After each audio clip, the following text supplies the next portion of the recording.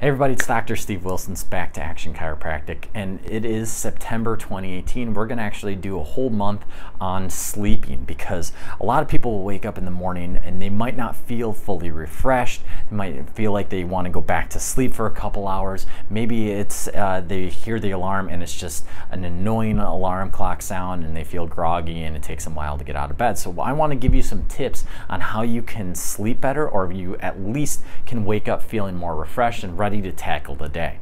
So we're going to start by talking about one topic that I really think is a germane to a conversation about getting restful sleep, and that's our technology in the bedroom. Now, our cell phones have become such a lifeline to the rest of the world because it houses our Twitter, our Instagram, our YouTube, our Facebook. Everything is there. All of our text messages, our phone calls. So we keep it by our side all the time, and it has become kind of an addiction. So it's really difficult to do what I'm going to tell you to do, but I want you to give it a try for at least a night or two and see if you might even get a little bit better sleep. And my tip for today is to leave your cell phone out of the bedroom. I know some people use their cell phones for alarm clocks, or they might want to keep their phone next to them just in case somebody calls in the middle of the night, but it's really going to be impactful on our sleep, and it's actually going to cause more problems. So one of the things is that you have that bright light that comes on whenever you get a notification. Okay, so if you're going to keep your cell phone in your room, at least turn it upside down so you don't get that light, because it's going to wake you up in the middle of the night.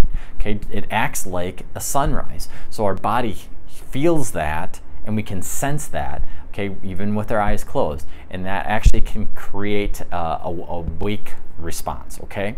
So it can at least disturb our sleep, okay? Another reason is, well, if you have your sound on your phone, that sound of a notification, whether it's a text message or an email or it's a game notification, whatever it is, it could wake you up.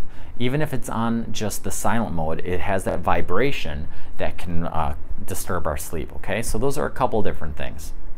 Then we also have that urge to reach for our phone. So if we wake up in the middle of the night, we might be reaching for our phone instead of trying to get right back to sleep. So it's kind of an excuse to go play a game or do something instead of trying to fall back asleep, whether it could be meditation, reading, things that will actually decrease our sympathetic response, which is our fight or flight, okay? Cell phones will increase our fight or flight response, and so it makes it more difficult to get to sleep in the middle of the night or fall back asleep, okay?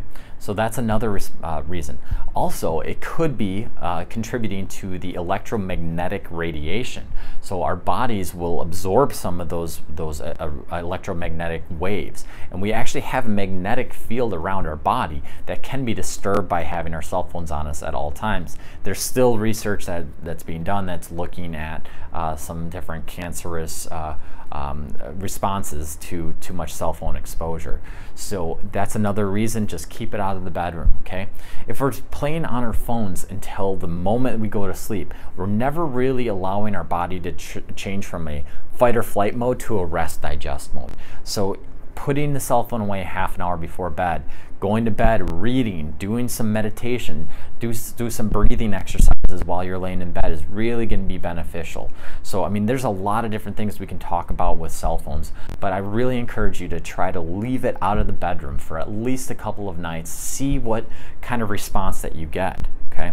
Now we're going to do a Facebook Live towards the end of the month here. We're going to set that up and get it scheduled next week, and then we'll do a segment where we answer questions. But we're going to go through the reasons why you want to follow some of these instructions. This is just the tip of the iceberg with the cell phones. We're going to talk about what kind of alarm clock, what sleeping position, what kinds of pillows and mattresses should you be using, different ways to prepare your body for sleep, some of the nutritional guidelines, how you wake up in the morning, and how you get started to get really going throughout the morning so you're not feeling groggy.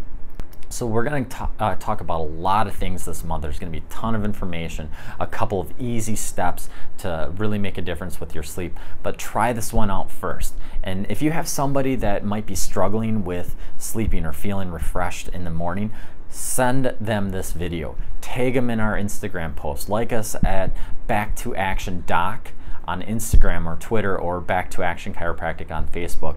There's a lot of ways to follow along with us. There's a lot of ways that you can connect with us, so give it a shot.